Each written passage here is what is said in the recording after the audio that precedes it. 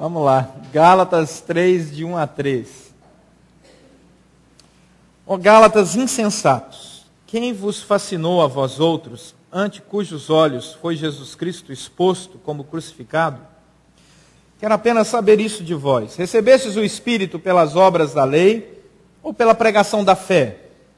Sois assim insensatos, que tendo começado no Espírito, estejais agora vos aperfeiçoando na carne?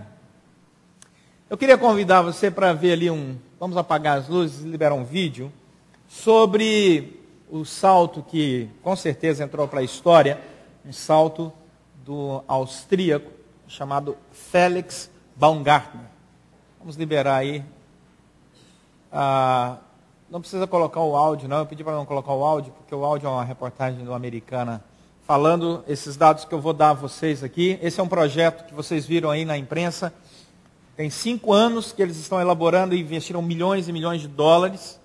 Esse rapazinho aí foi até a estratosfera. Olha que fantástico isso.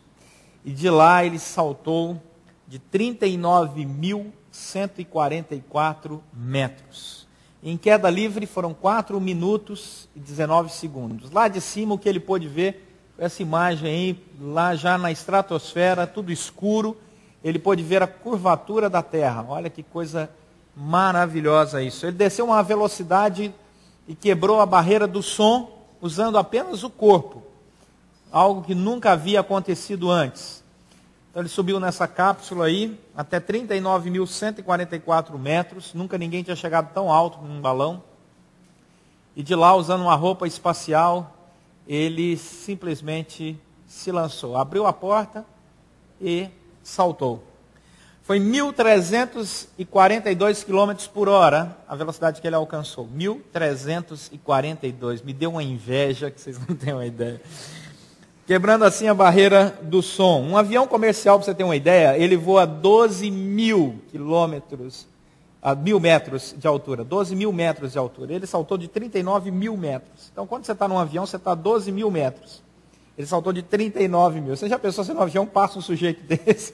Né? De onde ele vem? Né? É um ET?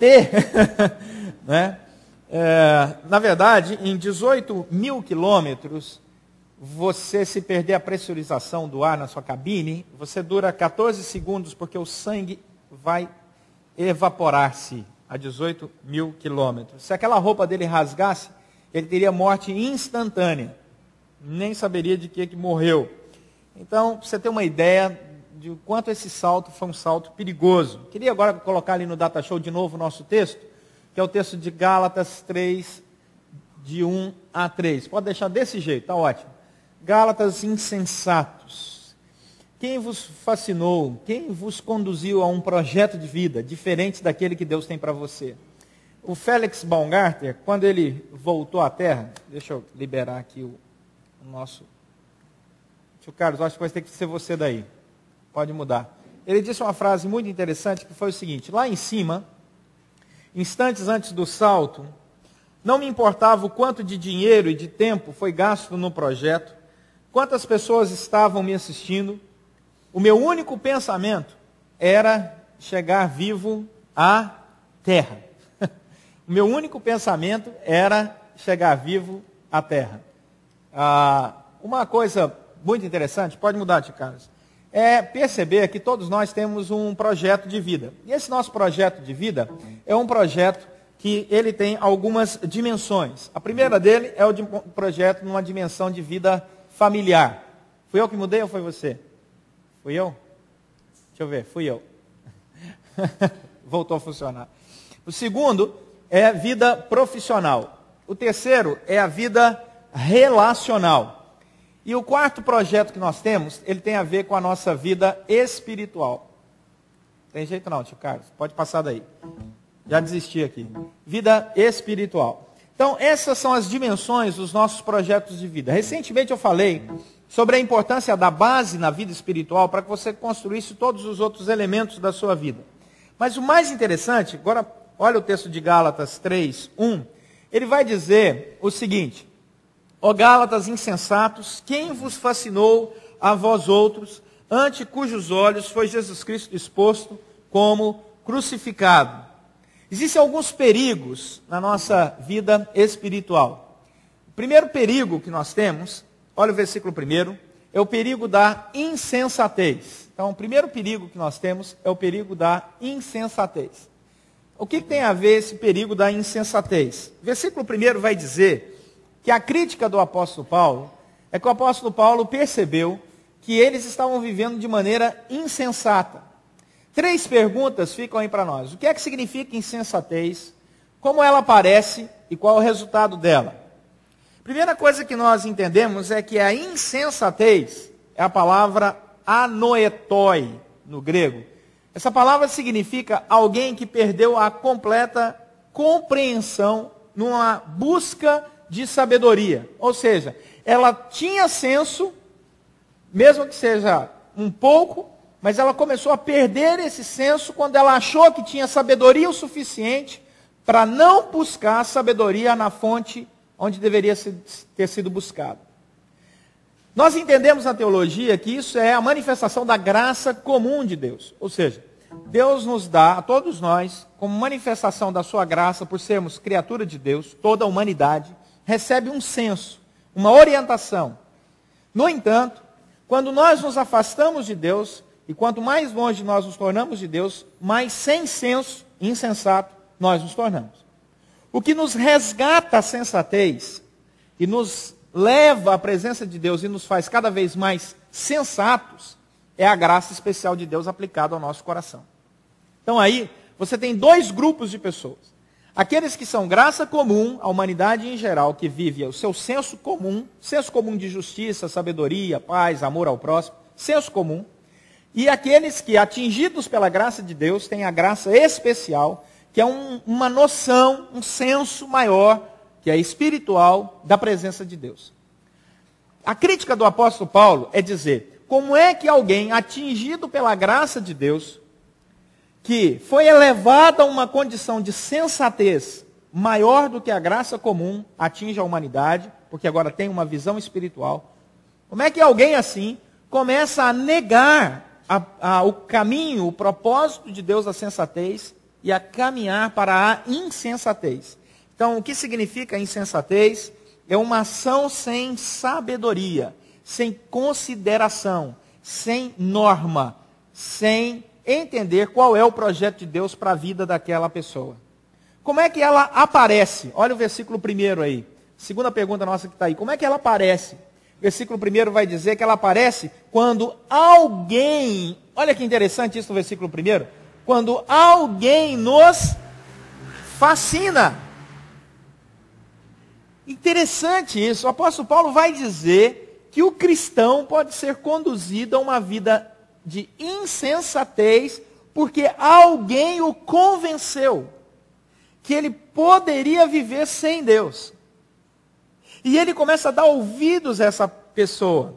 É interessante a palavra fascinar no grego. Essa palavra aqui é a palavra ebaskanen.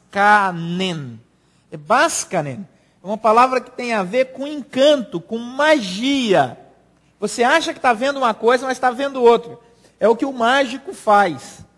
Né? Você acha que está vendo uma coisa, quando de repente você vê outra completamente diferente. Então ele usa essa palavra de fascinação. Uma palavra em que o indivíduo olha, acha que está contemplando uma coisa, mas na verdade é outra completamente diferente. E essa pessoa lança um encanto sobre ela. É uma palavra usada para encantamento, fascinação. Você fica encantado. Alguns dados são muito interessantes. 70% dos jovens, vou repetir o dado.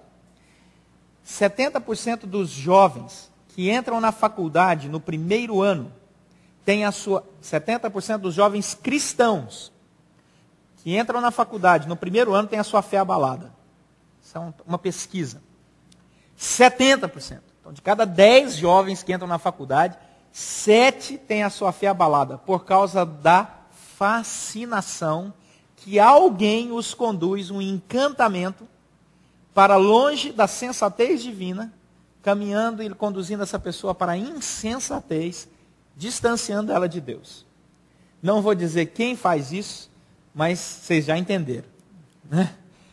existe uma armadilha que conduz as pessoas para longe de Deus, achando que estão usando sua sabedoria.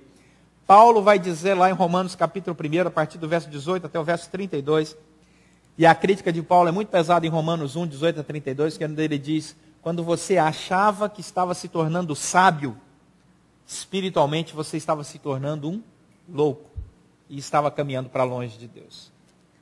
Existe uma armadilha na sabedoria secular. Ela se manifesta muito nos círculos acadêmicos, que são extremamente vaidosos. Você acha que o mundo religioso é vaidoso? Pergunte para alguém que vive da academia, que eu vou te... Pergunte a ele. O ambiente, como é cheio de vaidade, com seus títulos, cargos e funções.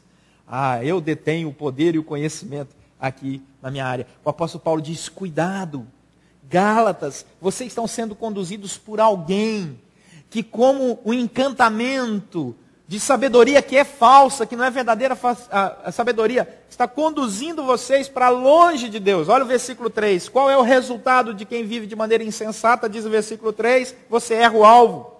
Sois assim insensatos, que tendo começado no Espírito, estejais agora vos aperfeiçoando na carne. A pergunta dele: o que aconteceu com vocês? Vocês tinham um caminho proposto, espiritual, dado por Deus, revelado por Deus, cheio da graça de Deus. Deus tocou seus corações, mostrou para vocês: o caminho de vida é esse, a sua base espiritual. E agora vem alguém, versículo 1, que vos fascina, que é ardiloso no seu argumento, que às vezes está dentro da própria igreja, não apenas nos círculos acadêmicos, dentro da própria igreja, às vezes no meio da família, que o diabo coloca para tirar a gente da presença de Deus e da comunhão com o Senhor. Quem vos fascinou? Existe alguém fazendo sua cabeça. Quantos pais e mães já se curvaram chorando aos pés da cama, dizendo: eu eduquei meu filho, eduquei minha filha, mas hoje ele segue mais a opinião de seus amigos, que não seguem a Deus, do que a minha opinião, que amo tanto. Quem vos fascinou? Qual é o resultado? Erra o alvo. Deixa de construir um caminho de vida espiritual e passa a construir um caminho de vida totalmente carnal. Geralmente essas pessoas não aguentam uma boa palavra de Deus exposta, né? No nosso projeto de vida espiritual, então, existe esse perigo. O perigo da insensatez. Qual é o perigo? Amém. Os irmãos estão acordados, glória a Deus por isso, né? Todo projeto de vida tem um perigo. Todo projeto de vida tem um perigo. Nós precisamos tomar muito cuidado. Mas a segunda coisa, muito boa no nosso projeto de vida, é que se existe perigo, também existe a graça de Deus. E a graça de Deus, versículo 1, nos faz ver e entender a Jesus Cristo. A graça de Deus nos faz ver e entender Jesus Cristo. O apóstolo Paulo diz aí: quem vos fascinou a vós outros, ante cujos olhos foi Jesus Cristo exposto como crucificado? Essa expressão no grego, diz um comentarista chamado Guthrie, que significa um estandarte.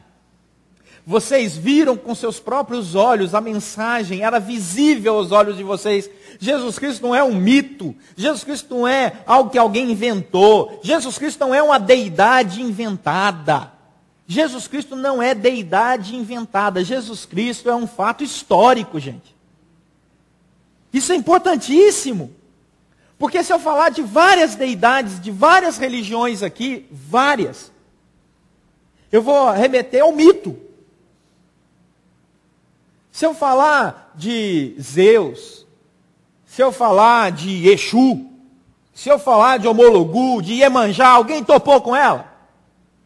Ela viveu aonde? Qual a casa dela? Qual a cidade que ela nasceu? Qual a cidade que Exu, Omologu, Zeus, Apolo, Baco, Dionísio, Diana dos Efésios, onde eles nasceram? Qual a sua família? Não se sabe. Porque não tem, é mito. Mas quando nós falamos de Jesus Cristo, o Deus vivo encarnado, nós temos endereço. Temos registro histórico. Você pode ir lá. O apóstolo Paulo diz: quem vos fascinou com mito? Quem vos fascinou com horóscopos? Quem vos fascinou com estrelas? Quem vos fascinou? Eu sou de virgem com ascendente de não sei o quê. Quem vos fascinou com numerologia? Quem vos fascinou e a ponto de esquecer de um fato histórico estendido diante dos nossos olhos, no nosso caso há 2000 anos atrás, Jesus Cristo, Deus vivo, que morreu e ressuscitou, e depois de ressuscitado mais de 500 pessoas o viram, conforme ele havia dito que morreria e 3 dias depois ressuscitaria, conforme havia predito os profetas, que cumpriu passo a passo tudo que o Antigo Testamento havia predito sobre ele. Quem vos fascinou a ponto de deixar um fato histórico, comprovado, visível, real, em torno de algo que é lenda? Paulo diz: insensatos. Mas a graça de Deus se manifestou, e ela nos traz vida, e nos traz vida no Espírito Santo. E é por isso que nós podemos morrer pela nossa fé, sentido da palavra martirel, testemunho. Eu morro pelo aquilo que eu acredito, porque eu não acredito em mitos. Acredito no demônio que usa mitos, mas não acredito em mitos. Acredito no Jesus Cristo histórico, que morreu por mim e ressuscitou ao 3º dia, e todo aquele que nele crê, não morrerá eternamente, mas viverá, segundo a graça de Deus. Então o apóstolo Paulo diz: quem vos fascinou? Porque o Espírito Santo não foi. O Espírito Santo vos transformou. E o Espírito Santo nos traz vida e vida nova. Vida transformada. O Espírito Santo é a evidência de uma verdadeira vida espiritual. E no Espírito nós temos isso em Romanos, capítulo 8, versículo 9. Diz assim, olha lá, vamos ler juntos, está lá no Data Show. Vós, porém, não estáis na carne, mas no Espírito. Se de fato o Espírito de Deus habita em vós, e se alguém não tem o Espírito de Cristo, esse tal não é dele. Vós, porém, não estáis na carne. Versículo 3, quem vos fascinou, vos aperfeiçoando na carne? Vós não estáis na carne, vós estáis no Espírito. A nossa linguagem é do Espírito, a nossa ação é dirigida pelo Espírito, a nossa vida é protegida pelo Espírito, nós estamos no Espírito, a nossa vida é espiritual. Quando alguém chegar para você e te chamar de radical demais, você fica falando que a sua vida é no Espírito, a sua vida é espiritual. É sim, a minha vida é espiritual. Eu não sou radical não, pelo contrário, eu sou sensato. Minha vida é vida no Espírito. Então, no nosso projeto de vida espiritual, nós precisamos resgatar essa confissão de fé. Eu vivo no Espírito. João 16, 7 a 11, diz assim, vamos ler, está lá no Data Show, quer ver? Que o Espírito é quem nos convence. Vamos ler? Mas eu vos digo a verdade. Convém-vos que eu vá, porque se eu não for, o Consolador não virá para vós outros. Se, porém, eu for, eu vô-lo enviarei. Quando ele vier, convencerá o mundo do pecado, da justiça e do juízo. Do pecado, porque não crê em mim. Da justiça, que vou para o Pai, e não me vereis mais. Do juízo, porque o príncipe deste mundo já está julgado. O Espírito é quem nos convence.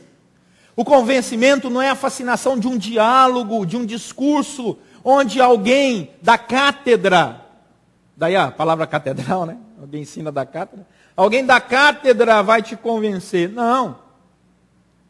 Quem nos convence é o Espírito Santo de Deus. Não é pastor, bispo, apóstolo, apostila, nada disso. Quem nos convence é o Espírito Santo de Deus. Por isso que nós nos damos, o homem natural, ele não resiste a essa ação de Deus. O homem natural não aguenta quando você fala, ele te chama de radical, ele te chama de insensato, ele diz que você está fanático, porque ele não entende as coisas do Espírito, ele não discerne as coisas do Espírito. Então como é que você vai dialogar com uma pessoa que tem outro padrão de raciocínio? Porque o homem natural, na verdade, ele resiste à ação do Espírito Santo de Deus. Lá em Atos, capítulo 7, versículo 51, diz assim, olha lá, vamos ler juntos? Homem de duras cerviz, incircuncisos de coração e de ouvidos, vós sempre resistis ao Espírito Santo, assim como fizeram vossos pais, também vós o fazeis. Então esse é o diagnóstico.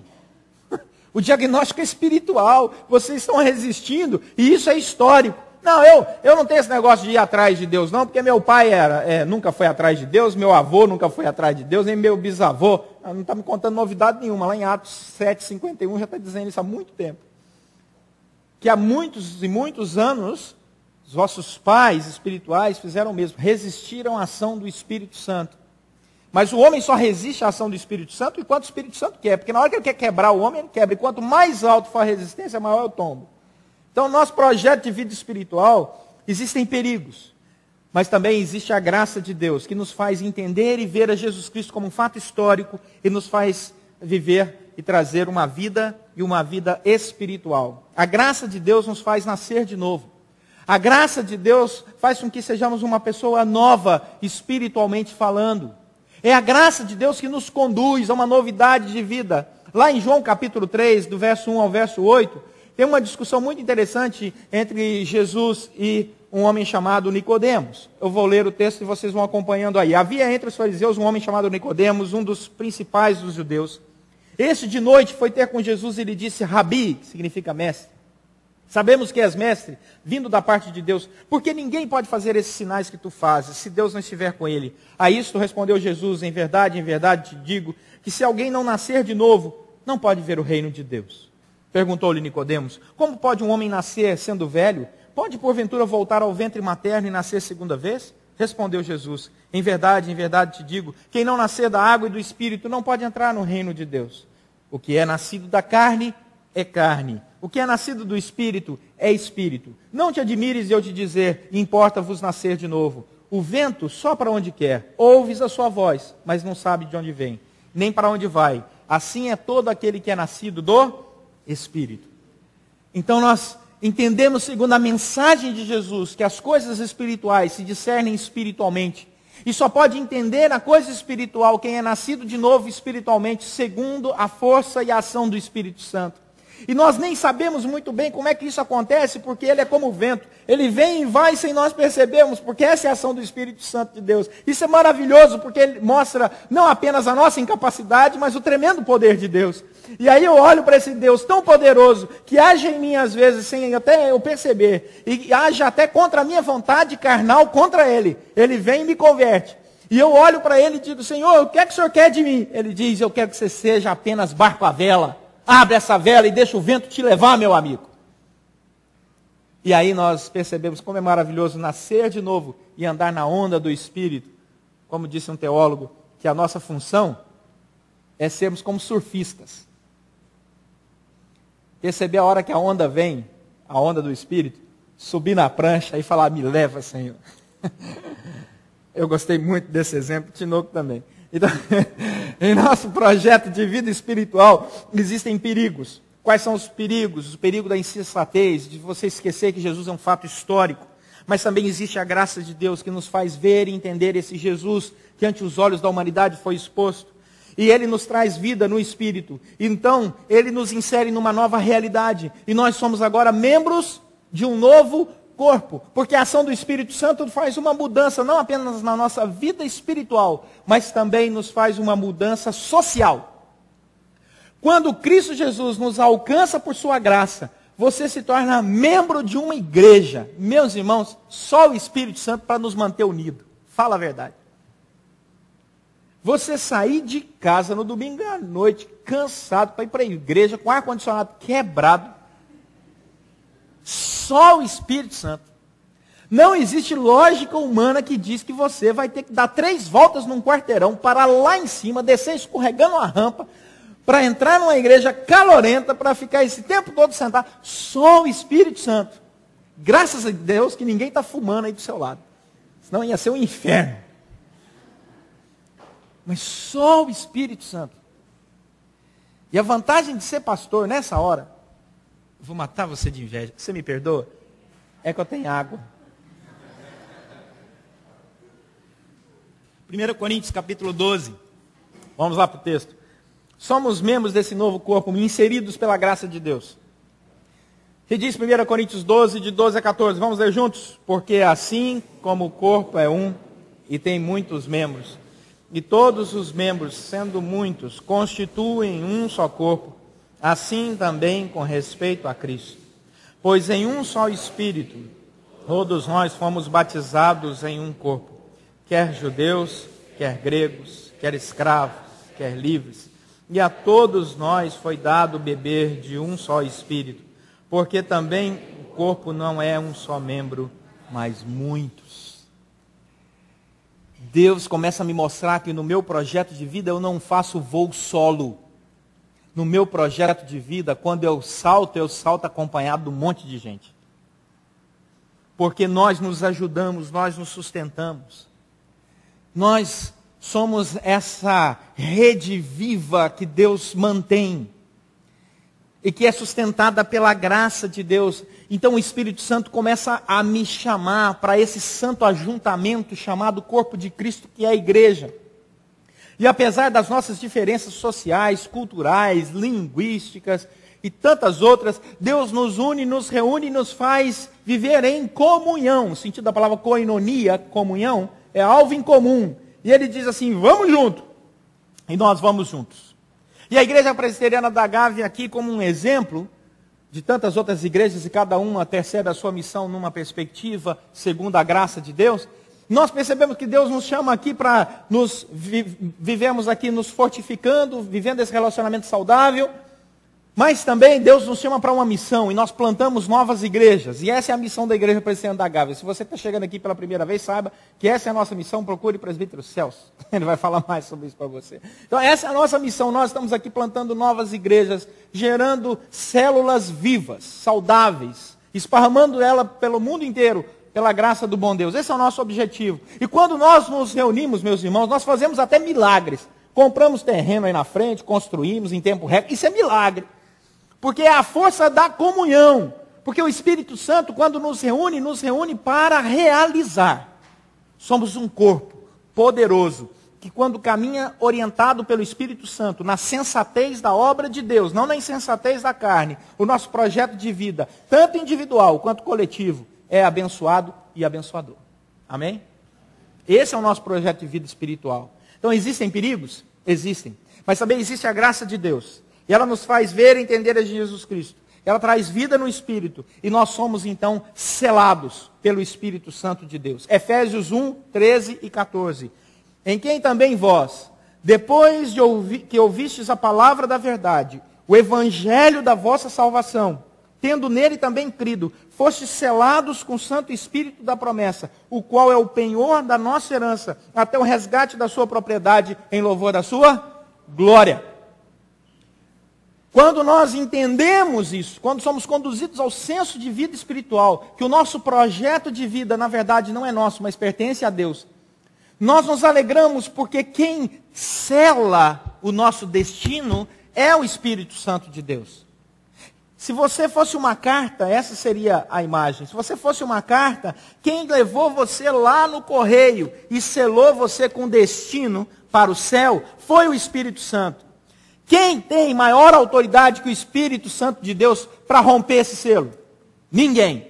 Porque ele é a terceira pessoa da Santíssima Trindade. Se Deus te selou, ninguém pode abrir esse selo a não ser o Cordeiro Santo de Deus, lá em Apocalipse capítulo 5. Só ele pode abrir o selo, seja do livro, seja da sua vida, ou seja do livro da nossa vida.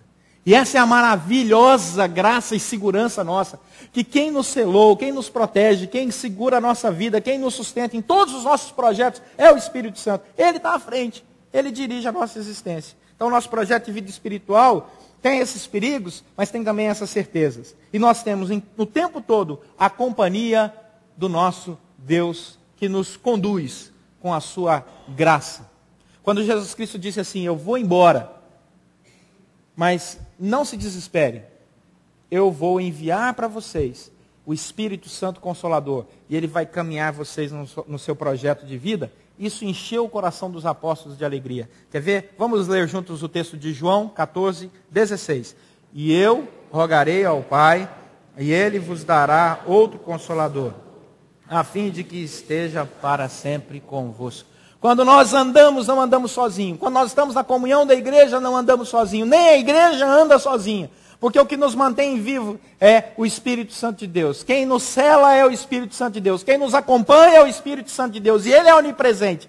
E quando nós saímos aqui, pegamos direções opostas para as nossas casas, se você mora num apartamento, ou mora numa casa, ou mora até num barco, louvado seja Deus por isso, né? Morar num barco é bom.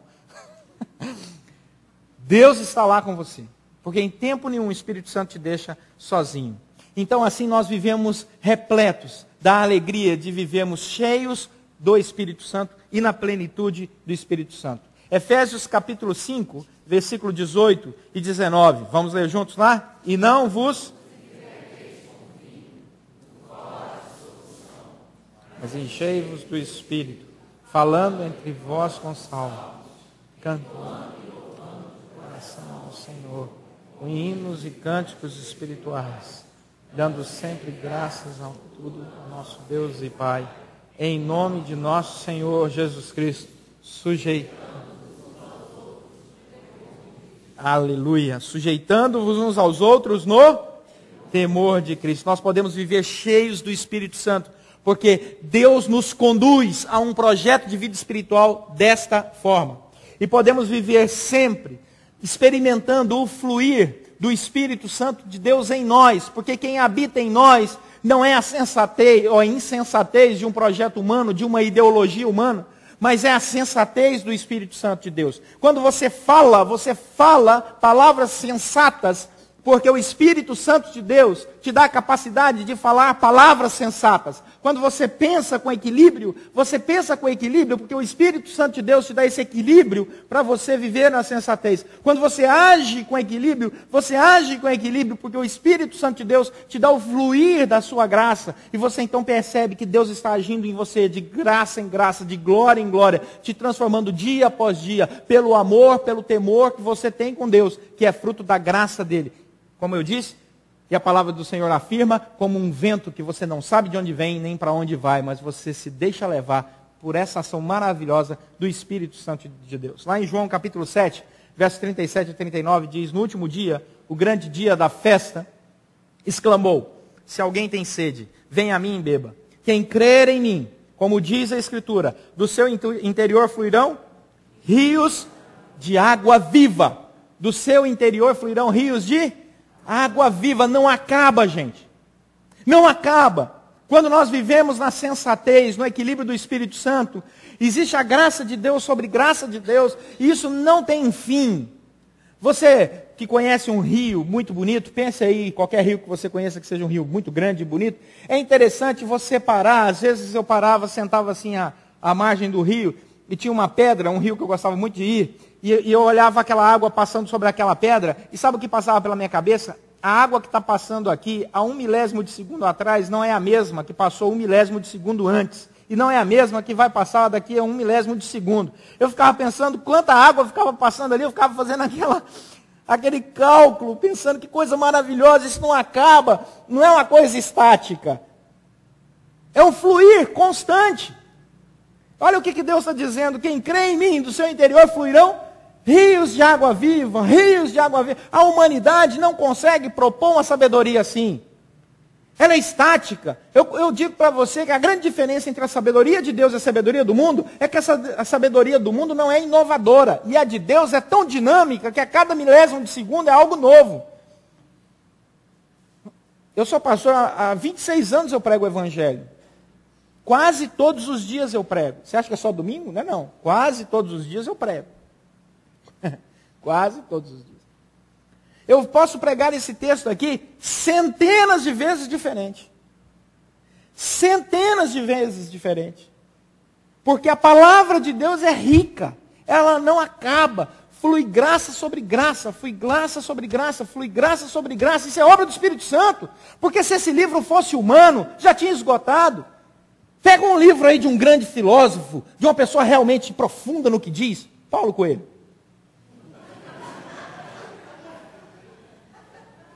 À margem do rio eu sentei e chorei. Olha que profundo. Sentei e chorei. Olha, realmente é profundo. Meus irmãos, tem um trecho na palavra, vou te ensinar a decorar um versículo nessa noite, que é, Jesus chorou. Se você pegar aquela palavra no grego, chorou, ver ela aplicada gramaticalmente dentro daquele texto, dá mais de 1000 sermões. Estou brincando, não. Tão profunda é aquela palavra. Tão profunda. Quem crer em mim, do seu interior fluirão rios de água viva. Qual é a conclusão, meus irmãos? E o que é que a gente leva para casa nessa noite? O cristão não pode se perder no seu projeto de vida espiritual. A insensatez está aí batendo a porta. E os que podem te fascinar estão aos milhões propondo caminhos fascinantes, altamente carnais. Estão às vezes nas faculdades, às vezes na televisão, às vezes na revista, às vezes nos barzinhos. Mas aos milhares estão aí querendo te fascinar e te conduzir a um projeto de vida carnal. Mas a palavra de Deus diz, vigiai e orai. Vigiar contra as influências negativas da insensatez. E orar para viver na comunhão do Espírito Santo de Deus. Não permita que nada nem ninguém te afaste da plena comunhão do Espírito Santo de Deus, porque senão a sua vida terá um projeto de carne, tendo você visto a Cristo crucificado pelos olhos da fé. Por isso que muito cristão tem andado para trás nos seus projetos de vida, porque não tem dado ouvidos ao Espírito Santo, mas tem dado ouvidos à insensatez do mundo. Por que tem cristão que não consegue realizar seus sonhos e seus projetos de vida? Porque seus sonhos e projetos de vida não estão no centro da vontade de Deus. Porque estão ouvindo a insensatez do mundo, os projetos da carne. O alvo dele é outro. E aí não vai se realizar jamais, mesmo sendo cristão. Então, Paulo diz, Gálatas, voltem à sensatez. Voltem à sensatez. Eu quero colocar lá a foto do Felix Baumgarten. E a frase que eu achei fantástica. Quando ele voltou da sua viagem, do seu salto, ele disse isso aí. Vamos ler juntos? Às vezes, para compreender quão pequenos somos. Eu quero dizer para o Felix Baumgarten que a Bíblia já diz isso. Quanto mais perto de Deus estamos, menor nós nos sentimos. Quanto mais próximo, mais alto na nossa espiritualidade, na nossa compreensão de Deus, menor nós nos sentimos. Eu achei essa frase dele fantástica. Fantástica, porque foi de uma sabedoria bíblica. Quanto mais alto você chega, você então vai de fato compreender quão pequeno nós de fato somos. Deus te deu uma fé do alto, para que o seu projeto de vida não seja pequeno. Nosso projeto de vida não pode ser pequeno. Qual é o seu projeto de vida? Glorificar a Deus. Meu projeto de vida não é glorificar meu nome. Meu projeto de vida não é fazer uma estátua minha. Meu projeto de vida não é receber uma medalha olímpica. Meu projeto de vida não é receber o troféu de melhor piloto da Fórmula 1. Meu projeto de vida é muito maior que isso. Meu projeto de vida é glorificar a Deus. Meu projeto de vida não é fazer um discurso que entre para a história, é pregar o Evangelho para a transformação de todo aquele que nele crê pela obra do Espírito Santo de Deus. Meu projeto não é exaltar meu nome e colocar ele acima de qualquer outro nome, porque quanto mais alto eu chego, menor eu me sinto. Mas o meu projeto de vida é enorme e é o maior que alguém pode ter. E esse é o projeto de vida que Deus quer para todo cristão. Glorificar a Deus. Que o Senhor nos ajude nesse projeto. Amém? Vamos orar.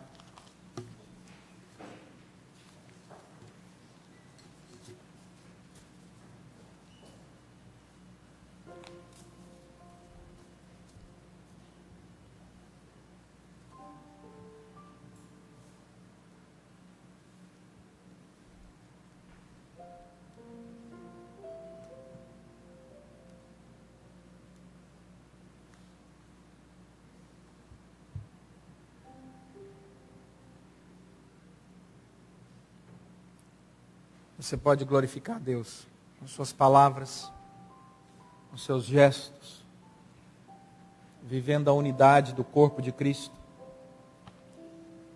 Você pode glorificar a Deus fazendo com que os dons que Deus lhe deu sejam de fato ativos na igreja e na unidade do Espírito, glorifiquem a Deus. Deus quer fazer muito mais por você, em você, para você. Não se deixe levar pela insensatez do mundo, pelas filosofias vazias dos mitos, pelas artimanhas do inimigo. Deus quer te fazer alguém realmente muito especial nas mãos dele. Coloque-se totalmente nas mãos do Senhor e diga: Deus, eu estou aqui. Me dê senso e direção, sabedoria e unção, a alegria da realização. Que os meus projetos sejam os teus projetos, que os meus sonhos sejam os teus sonhos, para que a glória seja tua e eu me alegre ao contemplar a beleza da tua santidade. Senhor nosso Deus e Pai, obrigado porque nós não vivemos uma vida na carne, mas vivemos a vida no Espírito. Obrigado porque o Senhor tem projeto para nós. E Ele é muito claro na tua palavra. Em nome de Jesus, impeça qualquer fascinação da insensatez ante os olhos de cada um de nós aqui. Mas nos lembre sempre que Jesus Cristo morreu na cruz e ressuscitou ao terceiro dia para que nós tivéssemos vida e vida em abundância. Para que nós tivéssemos a liberdade de entrar na tua presença em oração, como fazemos agora. E para que o teu Santo Espírito nos respondesse com graça e misericórdia. Nos dê, ó Deus, uma semana muito especial. Sejamos, ó Deus, realmente cobertos com a tua graça e na sensatez do Senhor e da obra do teu Santo Espírito, possamos glorificar o teu nome com alegria, paz, amor, com a segurança daqueles que estão nas tuas mãos, selados pelo Santo Espírito da promessa.